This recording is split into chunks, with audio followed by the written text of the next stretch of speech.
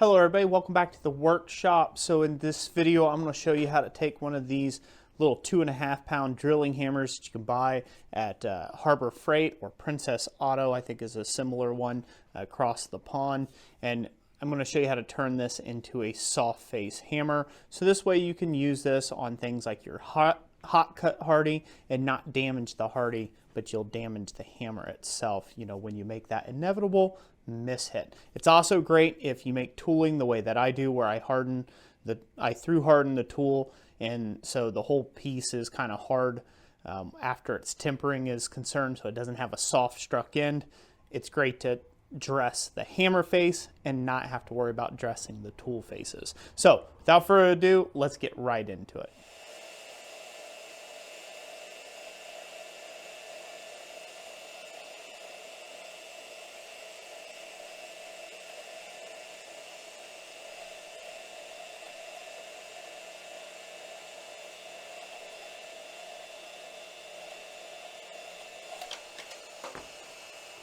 Okay, so the next step in this process, we need to drive out, after you've got your handle cut off here from Harbor Freight, we need to actually drive this handle out of this billet here.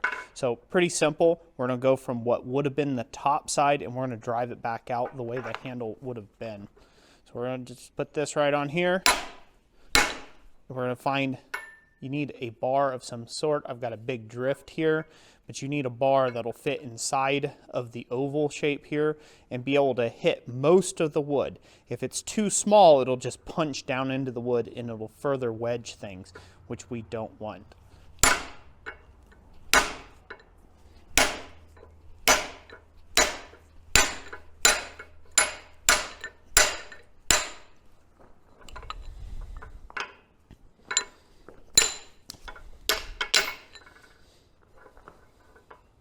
There we go.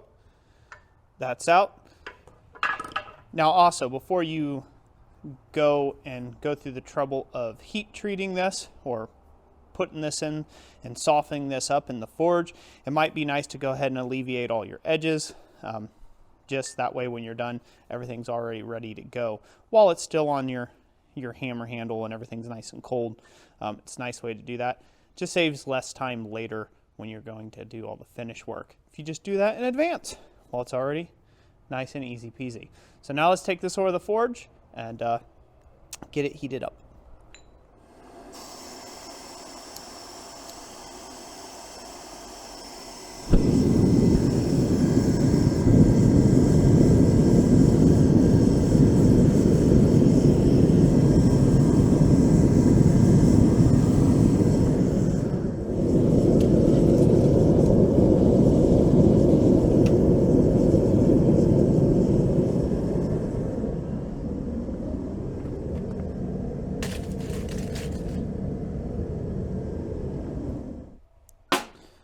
Okay, so now once you've got this thing, it's been heated once and thoroughly cooled off by just sitting by the edge of the forge. You can bury this in ashes if you want. If you have some coal ash or even regular ashes will work. You can get perlite and you can get vermiculite as well online. You can buy it in bags and keep it in a container. That can be very handy to anneal this thing out as soft as you can get it. So once that process is done, now we need to put in a new handle. So don't throw this away. Don't throw away your old hammer handles because they're still very much needed.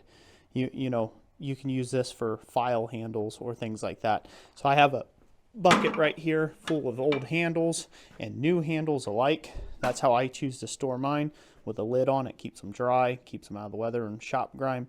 And now we just find an appropriate handle and throw in a new one. So that's what we're going to do now. I've got to do a little bit of shaping on this to pare it down, so this way it'll actually fit inside of our hammerhead there.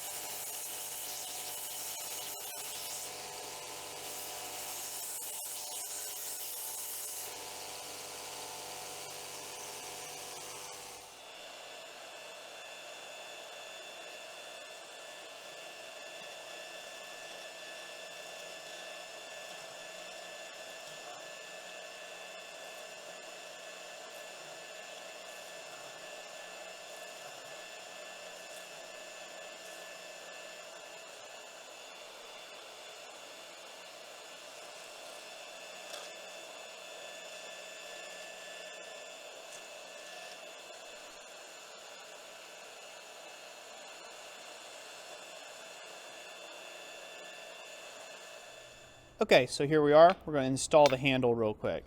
Going from the bottom. It really helps if you get this, shaped up mostly where it needs to be to begin with, rather than trying to fight it and force it through here. It's just much better to start with something that's already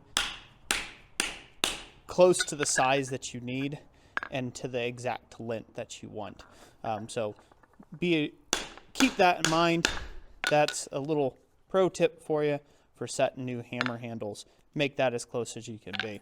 So now we're going to put this portion in, which is just a little bit of a wooden wedge, or we will attempt. Sometimes I don't have the greatest luck with the wooden wedges, and I just go straight to the steel wedges instead. I do not like tapping on this here because this brads it over and can spread those wood fibers.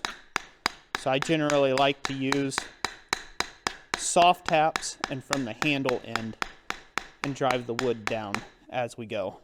And that should draw that up really nice and tight. Don't go too crazy with this, trying to go too fast, too hard. It's going to take time to work itself down in there, but once it gets down in there, it'll be good to go.